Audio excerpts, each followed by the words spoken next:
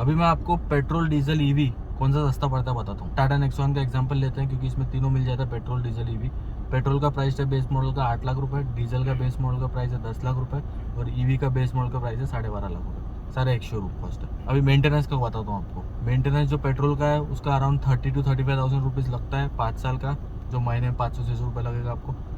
Diesel का around 40 to 45,000 लगता है, थोड़ा सा एक्सपेंसिव पड़ता है, which comes around two 650 to 750 rupees per month. फिर ईवी का पड़ता है, ईवी का थोड़ा सा मेंटेनेंस कम रहता है क्योंकि कम मूविंग पार्ट्स रहते हैं, उसमें 25 से 30,000 रुपये लगता है, which comes around two 450 to 500।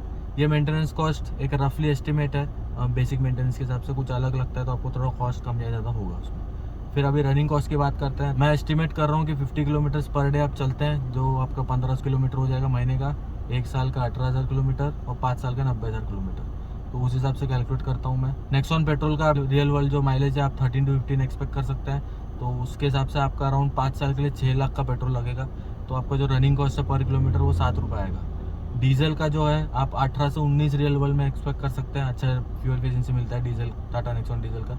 तो उसके हिसाब से आप 4.5 लाख रुपीज़ का फ्यूल भरेंगे फॉर द 5 ईयर्स और जो रनिंग कॉस्ट है वो 4.5 रुपये आता है। उसके बाद नेक्सॉन ईवी में जो बेस मॉडल कंसिडर किया उसमें 30 किलोवाट आवर की बैटरी मिलती है, तो उसमें आप रफली रियल वर्ल्ड रेंज 200 किलोमीटर्स के अराउंड। और उसमें जो चार्जिंग है 30 किलोवाट आवर के लिए 10 रुपये के हिसाब से मैं पर किलोवाट आवर की चार्जिंग ले रहा हूँ। ये कम ज़्यादा हो सकता है आपके सिटी और स्टेट के हिसाब से।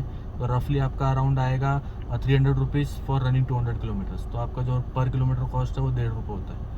तो आप देख सकते हैं कि रनिंग कॉस्ट काफ़ी कम है बाकी दोनों के कंपैरिजन में, पेट्रोल डीजल की। उसके बाद मैं टोटल आपको अभी कैलकुलेट करता हूँ कि जैसा आप पेट्रोल का cost 8 lakh plus maintenance cost 30,000 plus 6 lakh rupees fuel, तो 14.3 लाख आ रहा है। डीजल के केस में 10 lakh plus 40,000 plus 4.5 lakh, it comes around two 14.9 lakh. EV की बात करते हैं। ईवी आपका इनिशियल कॉस्ट काफ़ी हाई था 12.5 लाख रुपए, उस पर मेंटेनेंस कॉस्ट 30,000, चार्जिंग कॉस्ट है वो 1.3 लाख है, तो it comes around two 14 lakh.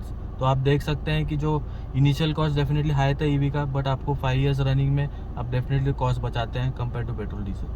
तो यह एक थोड़ा सा कंपैरिजन मैंने बताया आपको कौन सा रन करना सस्ता पड़ता है आपको। तो ऐसे और इन्फॉर्मेटिव वीडियोज़ के लिए मोटरोज को फॉलो करिए और सब्सक्राइब करिए। Thank you.